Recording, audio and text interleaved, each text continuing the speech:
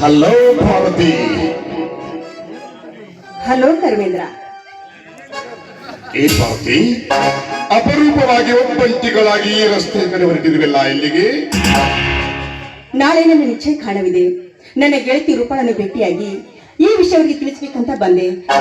ದಾರಿಯಲ್ಲಿ ನೀವು ಕೂಡ ಸಿಕ್ಕಿದ್ರಲ್ಲ, ನೀವು ಕೂಡ ನಾಳೆ ನನ್ನ ನಿಶ್ಚಿತಾರ್ಥಕ್ಕೆ ಬರಲೇಬೇಕು. ಸುಗಂಧ ಸುವಾಸನೆ ಬರುತ್ತ ಮಲ್ಲಿಗೆಯ ಹೂವಿನ ಸ್ವಾಗತಕ್ಕೆ ಕಾದು ಕುಳಿತಿದ್ದೆ. ಅವಶ್ಯವಾಗಿ ಬರುವೆನು. ಇಂತಹ ಸಂತೋಷದ ಸಂಭ್ರಮವನ್ನು ಕಳೆದುಕೊಳ್ಳಲು ನಾನು ಮೂರ್ಖನಲ್ಲ. ಅವಶ್ಯವಾಗಿ ಬರುವೆನು ನಿನ್ನ ಸಂಭ್ರಮದ ಸಂತಸಕ್ಕೆ. ತುಂಬಾ ತುಂಬಾ ಥ್ಯಾಂಕ್ಸ್ ಬ್ರದರ್.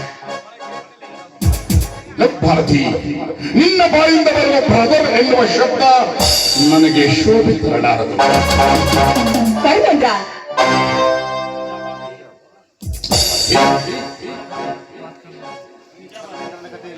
ಭಾರತಿ, ಈ ಧರ್ಮೇಂದ್ರನ ಕಥೆಯಲ್ಲಿ ನಿನಗೆ ಕೊಟ್ಟ ಪಾತ್ರವೇ ಬೇರೆ, ನೀನು ನಟಿಸುತ್ತಿರುವ ಅಭಿನಯವೇ ವಿಭಿನ್ನವಾಗಿದೆ. ಅಂದ್ರೆ ನಿಮ್ಮ ದೃಷ್ಟಿಯಲ್ಲಿ ಅವಕಾಶ ಕೊಟ್ರೆ ನಾನೇ ಅದನ್ನು ಹೇಳ್ಬಿಡ್ತೀನಿ. ಹೇಳಿ, ಸಂಕೋಚ ಪಟ್ಕೊಳ್ಬೇಡಿ. ಅದ್ಯಾವ ವಿಷಯ? ಸಂಕೋಚಕ್ಕೆ ನನ್ನ ಮನದಲ್ಲಿ ಆಸ್ಪದವಿಲ್ಲ ಭಾರತಿ.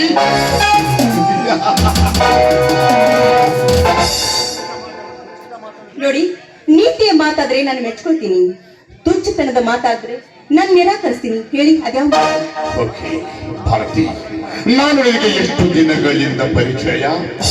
ಸುಮಾರು 4-5 ವರ್ಷದಿಂದ ಪರಿಚಯ. ಅಷ್ಟೇ ಅಲ್ಲ, ನೀವು ನನ್ನ ಜೊತೆಗೆ ಓದುವ ಸಹಪಾಠಿಗಳಲ್ವೇನು?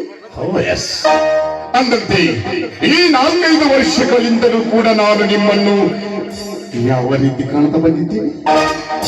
ತುಂಬಾ ಪ್ರೀತಿ ಗೌರವದಿಂದ ಕಾಣ್ತಾ ಬಂದಿದ್ದೀರಿ ಅಷ್ಟೇ. ಹೌದಾ ಭಾರತಿ, ಒಂದು ವಯಸ್ಸಿಗೆ ಬಂದ ಹೆಣ್ಣಿನೊಡನೆ ಒಬ್ಬ ವಯಸ್ಸಿಗೆ ಬಂದ ಹುಡುಗ ಪ್ರೀತಿ ಗೌರವದಿಂದ ಮಾತಾಡ್ತಾನೆ ಅಂತ ಅನ್ನುವ ಅರ್ಥದ ಕಾರಣ ಗೊತ್ತಾಗಿರ್ಬೇಕಲ್ಲ ನಿಮಗೆ? ಗೊತ್ತಿದೆ ನನಗೆ. ನೀವು ನನ್ನನ್ನು ತಂಗಿ ಎಂಬ ಭಾವನೆಯಿಂದ ನೋಡ್ತಾ ಇದ್ದೀರಾ. ತುಂಬಾ ಧನ್ಯವಾದಗಳು. ನಾನು ಬರ್ತೀನಿ. ಹುಲಿಗೆ ಎಂದಾದರೂ ಜಿಂಕಿ ತನ್ನ ಹೊಣ ಹುಟ್ಟಿದ ತಂಗಿ ಎಂದು ತಿಳಿದುಕೊಂಡಿದ್ದೆ. ಮುಂಗುಸಿ ಎಂದಾದ್ರೂ ಹಾವಿನ ಸಂಘ ಮಾಡಬಹುದೇ? ತರ್ಕ ಮಾತಾಡಿ ನನ್ನೊಂದಿಗೆ ವಾದ ಬೆಳೆಸಬೇಡ. ಈ ಧರ್ಮೇಂದ್ರ ಚಕ್ರದಲ್ಲಿ ಸಿಲುಕಿಕೊಂಡ್ರೆ ಸಾರಾಗುವುದು ಬಲು ಕಠಿಣ. ಧರ್ಮೇಂದ್ರ, ಜೀವನದಲ್ಲಿ ಇಂಥ ಮಾತುಗಳನ್ನು ನಾನು ತುಂಬಾ ಕೇಳಿದ್ದೀನಿ. ನೀನು ತಿಳಿಸಿಕೊಡುವ ಅವಶ್ಯಕತೆ ನನಗಿಲ್ಲ. ನಿನ್ನ ಮೇಲೆ ಪ್ರಾಣವನ್ನು ಇಟ್ಕೊಂಡಿದ್ದಾಳೆ ನನ್ನ ಗೆಳತಿರು. ಅವಳಿಗೆ ಮೋಸ ಮಾಡಬೇಡ. ಅವಳ ಕೈ ಹಿಡಿ. ಅವಳ ಕೊರಳಿಗೆ ತಾಳಿ ಕಟ್ಟಿ ಮದುವೆ ಆಗೋ. ಅವಳಿಗೆ ತಾಳಿ ಕಟ್ಟುವುದಕ್ಕಾಗಿ ನನ್ನನ್ನು ಪ್ರೀತಿ ಮಾಡ್ತಾ ಇಲ್ಲ. ಅದನ್ನು ಮೋಜಿನಿಂದ ಮಚ್ಚಾ ಮಾಡಿ ಹಲ್ಲಿ ಕೈ ಬಿಡುವೆ. ಇಲ್ಲೇ ತೋರಿಸಿಕೊಟ್ಟಿಯಲ್ಲ ನಿನ್ನ ಸ್ವಾರ್ಥ ಗುಣ ಎಂತದ್ದು ಅಂತ. ನಿನಗೆ ಪ್ರಾಣವನ್ನೇ ಕೊಡಲು ಹಿಂದೆ ಮುಂದೆ ವಿಚಾರ ಮಾಡುದಿಲ್ಲ ನನ್ನ ಗೆಳತಿ ರೂಪ. ಅವಳ ಕೊರಳಿಗೆ ತಾಳಿ ಕಟ್ಟು ಅಂತ ಹೇಳಿದ್ರೆ ಈ ರೀತಿ ಮಾತಾಡ್ತಿದೆಯಲ್ಲ, ನಿನ್ನನ್ನು ವೈಲ್ ಹಾಗೆ ಕಾಣ್ತೀನಿ ನಾನು. ನನಗೆ ಕೈ ಹಿಡಿತಿ ಅಂತ ಏನ್ ಗ್ಯಾರಂಟಿ? ಯಾಕೆ ಭಾರತಿ, ನನ್ನ ಮೇಲೆ ಅಪನಂಬಿಕೆ ನಿನಗೆ? I am so sorry. ಹಾವು ನಮಗೆ ಕಚ್ಚುತ್ತಿದೆ ಅಂತ ಗೊತ್ತಿತ್ತು. ಅದಕ್ಕೆ ಹಾಲು ಕುಡಿಸಲು ಹೋಗಿ ಕಚ್ಚಿಸಿಕೊಳ್ಳುವಂತ ಮೂರ್ಖನು ನಾನಲ್ಲ.